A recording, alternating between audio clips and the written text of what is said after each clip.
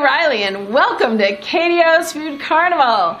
Spice it up, global style. And this is our episode 2. So we're moving more into the Middle East and the Mediterranean. And many of us are more familiar with these flavors. However, some of these spices are gonna really intrigue you. I can't wait to share what we are going to journey through together. This is gonna be fun and enticing on so many levels. And go for a culinary ride.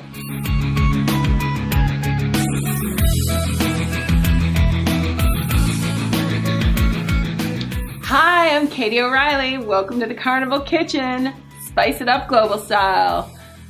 Whoa, are we having some fun here? I told you we're moving into the Mediterranean. Our featured ingredient in this segment is saffron, the most expensive spice in the world. It surpasses truffles and caviar unsurmountably, and the reason is it comes from a crocus plant, and it's actually the insides that have to be harvested by hand. So they come in threads. These gorgeous threads then get added as an ingredient into our sauces and dishes and bring our palate to new heights. Savored and revered is what I can say about saffron. Once you've experienced it, you crave it. It particularly goes with seafood. So I love to mix it in seafood. I am making for you a saffron aioli.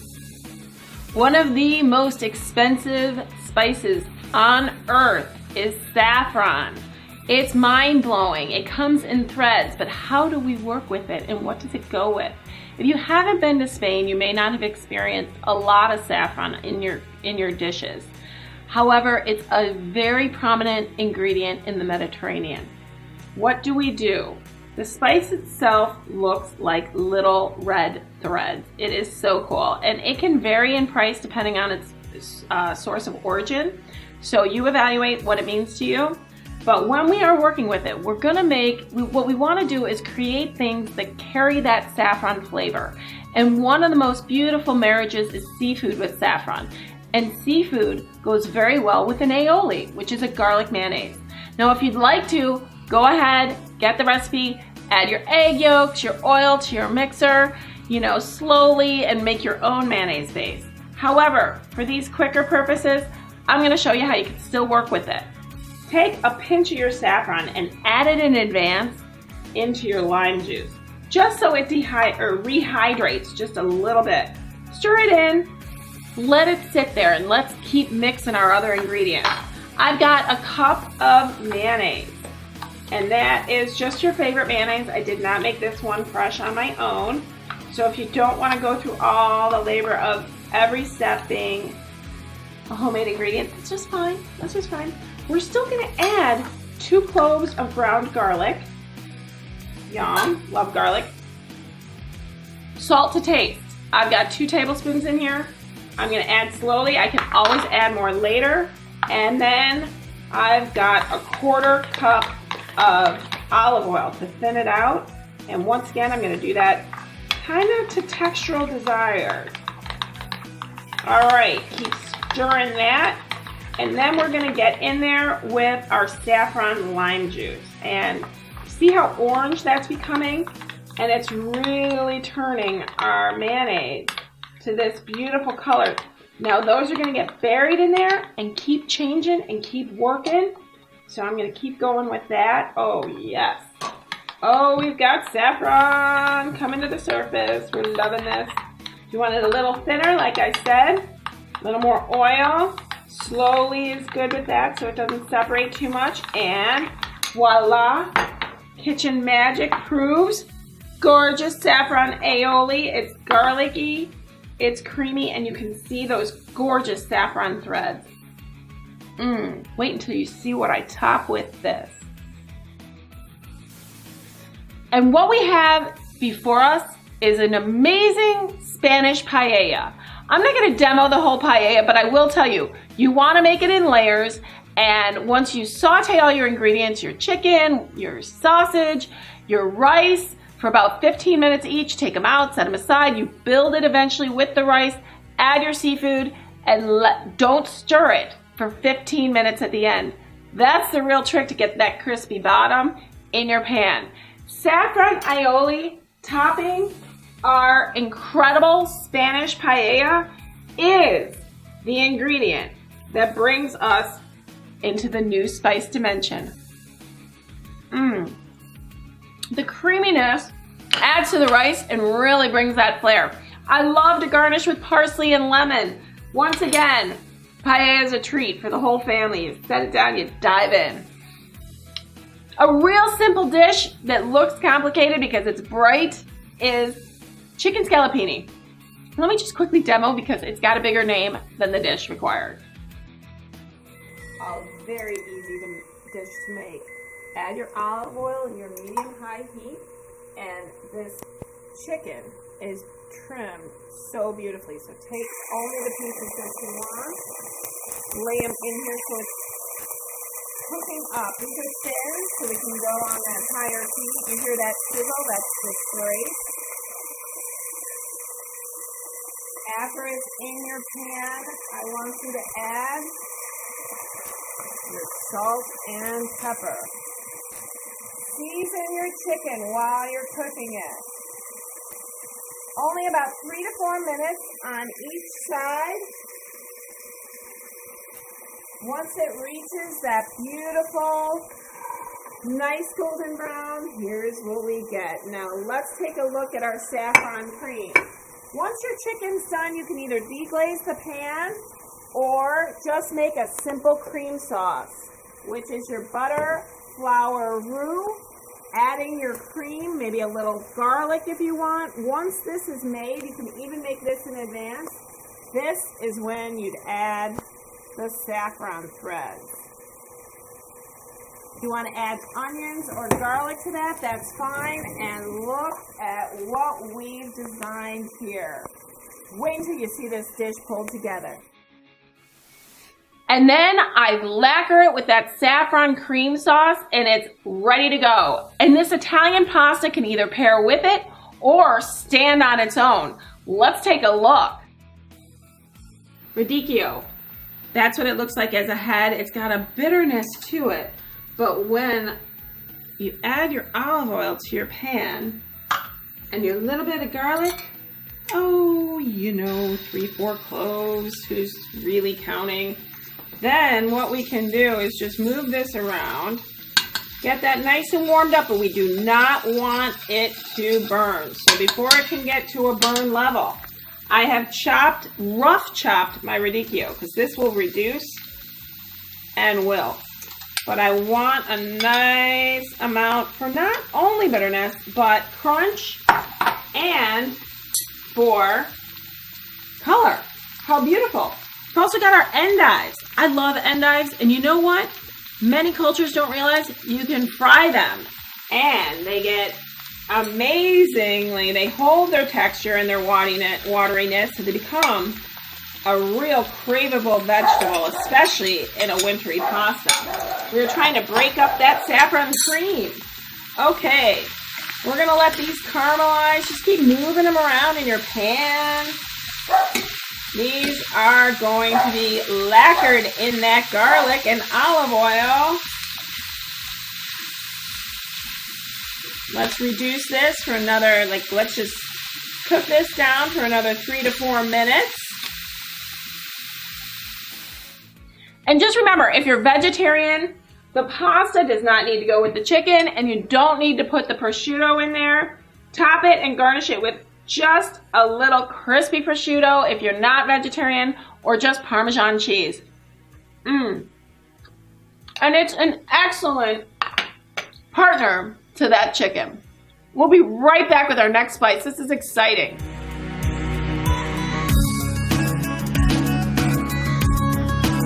Hi, I'm Katie O'Reilly. Welcome to Katie O's Food Carnival. Sumac is our next spice in this world journey, spicing it up global style. Sumac is a souring agent, and it actually comes from berries that have been dried from the Rus coriaria tree. And it is a Middle Eastern spice predominantly found in Middle Eastern food. So that's where we're kind of going in our region. But when it's ground down, like I said, it can be a souring agent to marinate meats, or it can also be a beautiful ingredient to pickle something or just dust it on. It's mild enough, but what it does is it adds citrusy flavor without having to have to add the wateriness of a lemon, or actually sometimes you can't get lemon quite as concentrated or it gets too tart. And sumac's kind of that middle ground. I strongly suggest you go and explore. It's available at Middle Eastern stores. You're not gonna find it on every shelf in every grocery store, but a specialty store, an ethnic store, they're gonna have it. And it's not very expensive. It dusts on vegetables beautifully. If you're roasting vegetables, it can go on any variety. Literally, little olive oil and sumac, throw those vegetables in your oven. And I'm talking Brussels sprouts, peppers, red, green, yellow, whatever you have, carrots, zucchini, beets, onions, anything you want, dust them with it. I love to mix them with green beans at times and a tomato sauce. Please utilize that ingredient. It's gonna brighten your palate and really make you jazzy. However, the sumac itself is a little brown. So what we gotta make sure is that we're lightening it up with a beautiful platter. Now, as I said, we can add it into a marinade in our meats. And let me just show you really quickly how to marinate these ribs. So what I've got going on is a marinade. Early on, about 12 hours in advance, marinate your ribs. You can see, just plain ribs. I've got a marinade that has sumac, soy sauce, garlic, olive oil, and then those special ingredients, which include blood orange juice and honey. Oh, it's gonna lift that sumac citrusiness to a next level. And in advance, like I said, it's gonna be nice and thin for just a nice marinade. We are going to let these sit. Once they've sat and marinated, we're gonna stick them in the oven, 300 degrees covered for about 3 hours. And what do we get out? We get an incredible lacquered rib. So beautifully cooked and moist and fall apart. And I've reduced that same ingredients from the marinade and painted it right on these ribs for as little or as much sauce as you like. And wait until you taste this with me. And once they're done, they are caramelized and delicious. Cut them into single ribs. That taste will really blow your mind. It's inviting and it's different than a barbecue, but it still hits all those same notes of like tart, sweet and tangy, creamy, gooey, all that, and salty with that soy sauce. A traditional Lebanese salad, the fattoush. Sumac is our ingredient. And as I've already mentioned, it comes from a berry, so it's dried berries.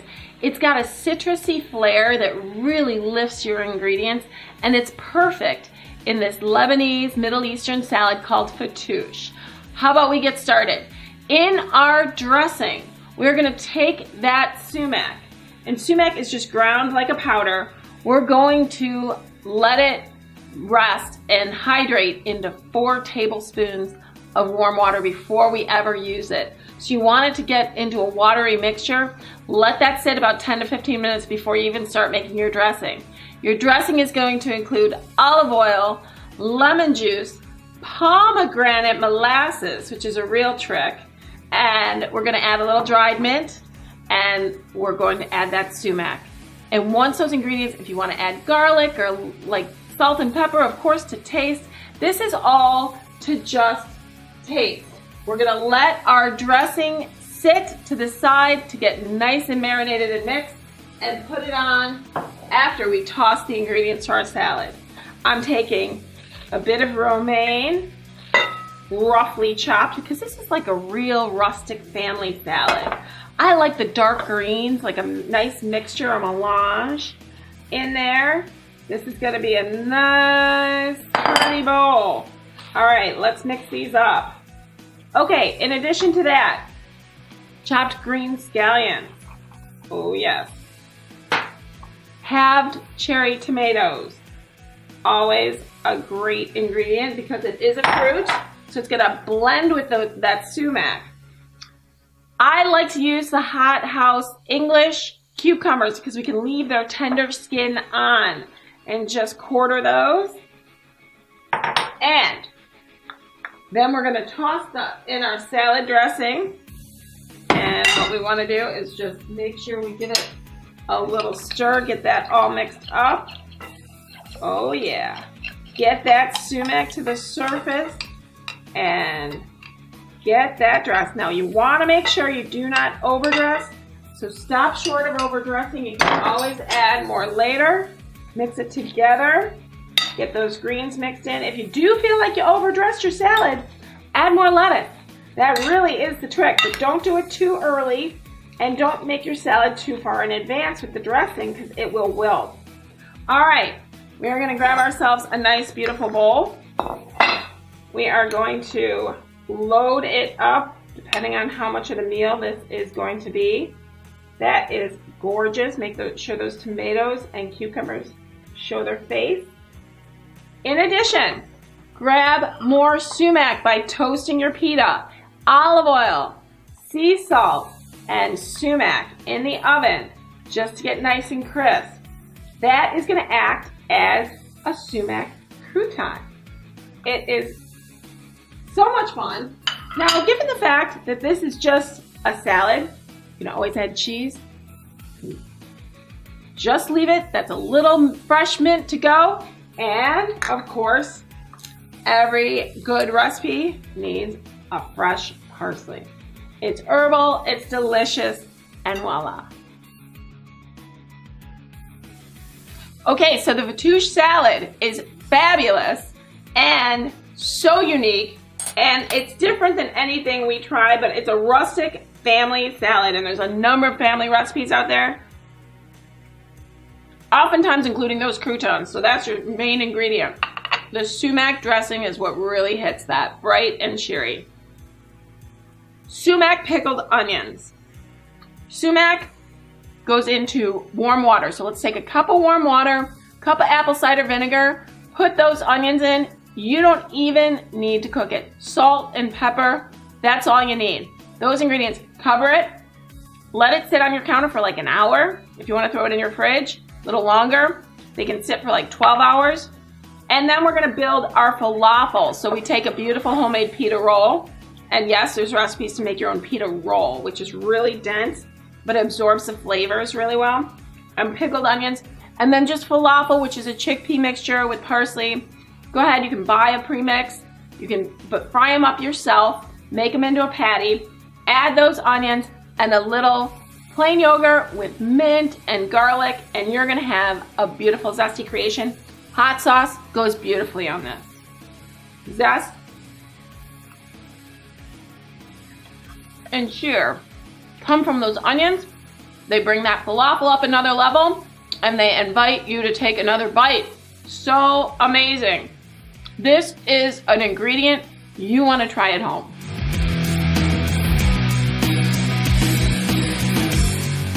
Hi, Katie O'Reilly. Welcome to Katie O's Food Carnival Kitchen here. Moving on with our spice array and our global spicing.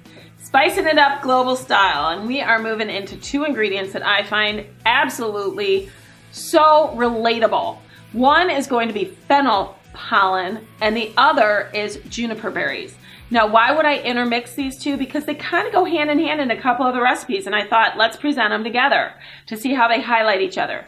Fennel pollen comes from the fennel. This is the bulb, these are the fronds, and then there's a flower that blooms in the summer. And it is a powdery mixture. It comes right from that flower, and it becomes a powder form. And mostly it's used just to be dusted on things. So I've got an amazing pork chop here. Breaded pork chop. Once again, the flour, egg wash, panko breadcrumbs, fry them up in your pan. When they're finished, we just dust them with our fennel powder, pollen, and we are getting a licoricey flavor that normally would not be presented. We could squeeze a lemon on that pork chop and really highlight it with the licorice and the citrus. And you can also do fennel pollen roasted potatoes. And I love a fingerling potato with something different going on. It's not too aggressive, adds a little umami. Very straightforward and will not throw anybody off. You know, it's not like that weird thing that's like, what is that? It's real subtle, but it highlights it and works with the ingredients so well. I have fennel pollen in a salad, and I want to show you that when you toast the quinoa and assemble the salad with blood oranges, it really pops. Look at this salad. I love blood oranges, and they're seasonal right now. Our dressing is just orange juice, lemon juice, and olive oil. Or you can use a lighter oil like a flaxseed oil or anything that appeals to you, but a nice, good quality fruity oil. Mix it in advance and emulsify it in your blender so it's all mixed in well.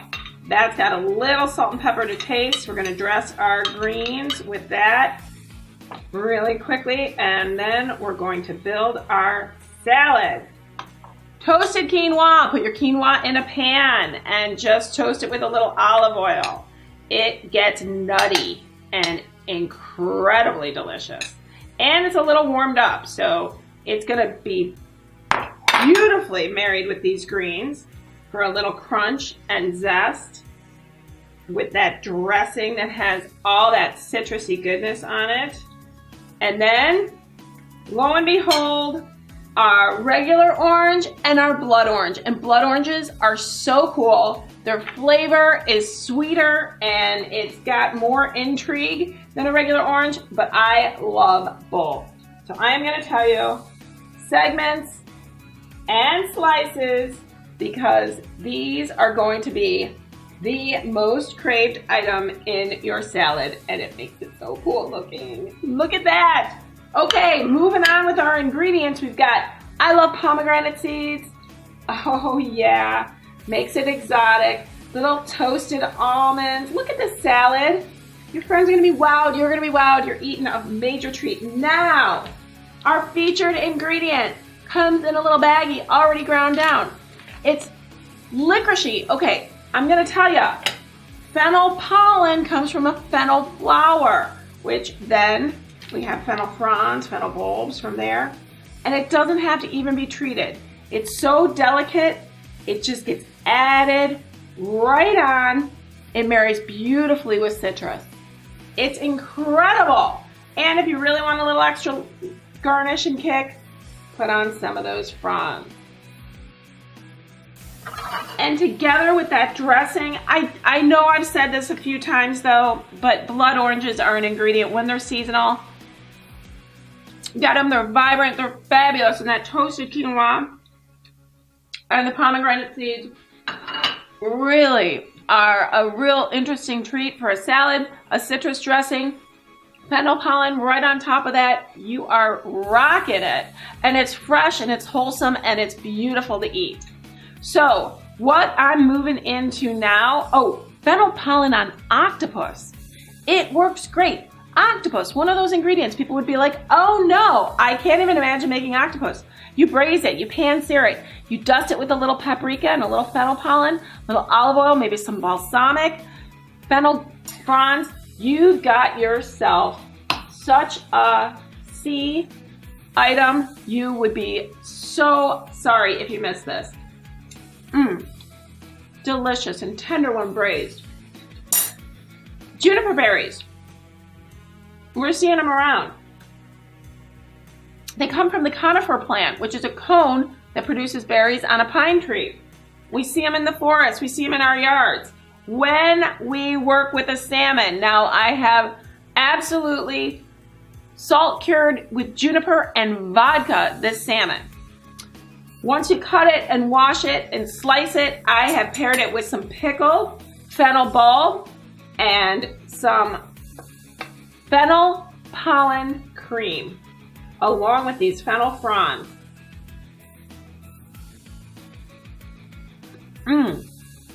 The juniper mixes with that fennel and they meet each other like you're walking through the forest in a spring day with that fennel flower going on. It's incredible. Juniper is excellent in any kind of vegetable stew. Barley, mushrooms, root vegetables, go at it, braise it, get creative, use whatever you have. but add your juniper. And juniper berries cook right into those stews. They're not too aggressive. All-time favorite, traveling through the Swiss Alps, one of my favorite dishes, wild boar pappardelle with juniper and red wine. And this has been created once again today. And it takes you right back there. It's deep and rich. Don't forget, use all parts of the fennel. The bulb, the fronds, obviously the pollen. The stem is the only part that will not cook down, so you can take that and just remove that. It will not get soft on you. Okay, we're gonna be right back with some sweets with another spice.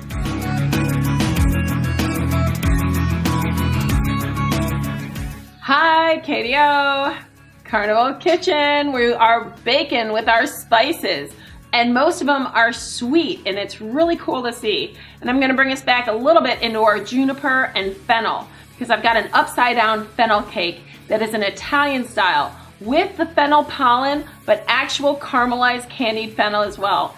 And there's a raspberry coulis and a beautiful fennel pollen frosting that is just making that savory go sweet.